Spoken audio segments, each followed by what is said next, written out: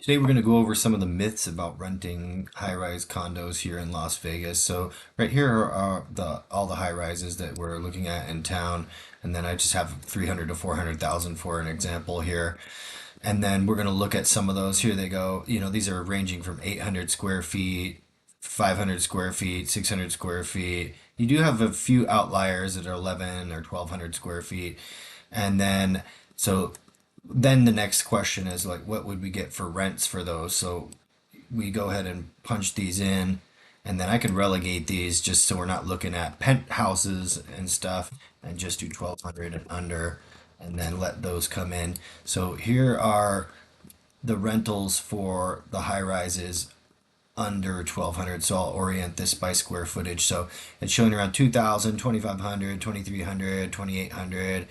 You once you get in the 1,000 square foot range, like say at the Martin or at Panorama, got maybe some 3500s, 2900. So what we'll just go ahead and do is we'll do an average of all these, just so we can figure out what a good average of that would be.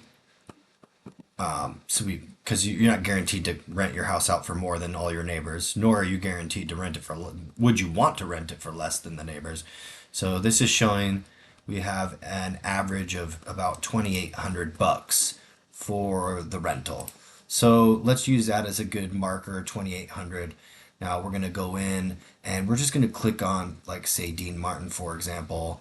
That's the Martin, and a listing there would show that your monthly HOA cost is going to be, oh, sorry, this is the rental side. So let's pull up the actual sales and go to that.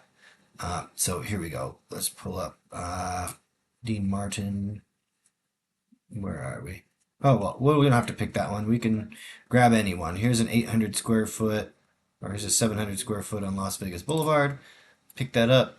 It shows us that the HOA is $582 a month. So if you have a $2,800 a month rent, you're gonna have to subtract that 582. So let's make that down to 2,200 bucks a month is what you're going to be paying, and then your insurance policy is going to be pretty high. Your annual taxes are 2,657 for that unit, and so we can run that experiment many times over and show that you know you're getting a unit that you're only really able to rent for maybe 2,500 bucks a month, and then you're going to have a HOA fee cost of anywhere from, and I'll show them to you here. Here's rents. Now let's go back to purchase prices right here. So back to the single line. So here's the HOA costs right here. This line right here shows you that's an outlier. This is incorrect data. Here's the cheapest one, 536, and then it goes all the way up. It starts getting into five sevens, 800s, 1,000s, 1,800, 1,900, and so with that, just to, again, we'll run another average on that and see if it'll pull that up for us and show us what the average HOA amount is for units of this size. So,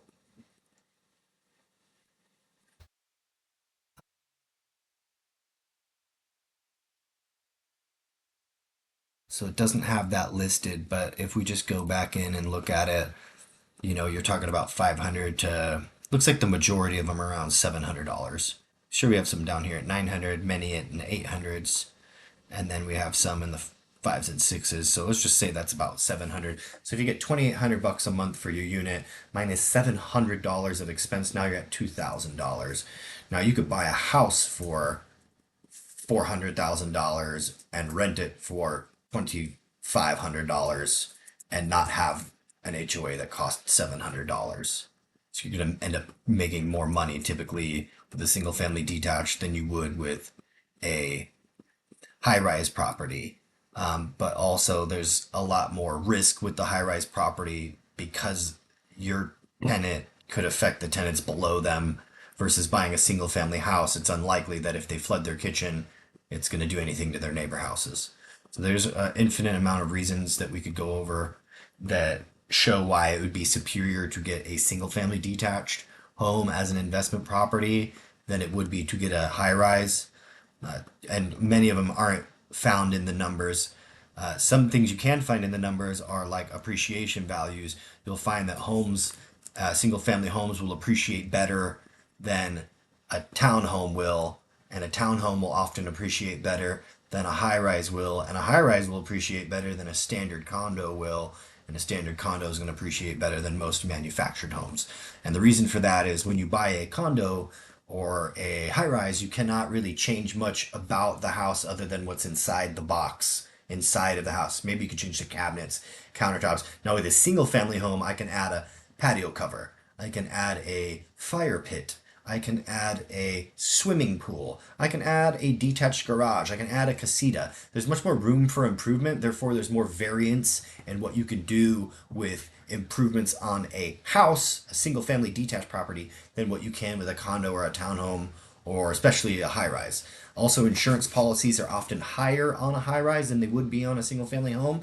And the reason for those costs being higher is because your unit has the possibility of affecting other units. Also, when you hire workers, they cannot work on it unless they have multi-million-dollar insurance policies so that if they mess up their work, they have to get paid. And oftentimes you're going to pay a little bit more money for that contractor than you would a regular contractor who doesn't carry heightened policy amounts or deductible amounts to perform their work when they're just doing regular single family homes. So that's pretty much it. If you want to delve more into that, you're gonna have to do a meeting, and we'll spend more time figuring out why it is that way. But that's just how our city is.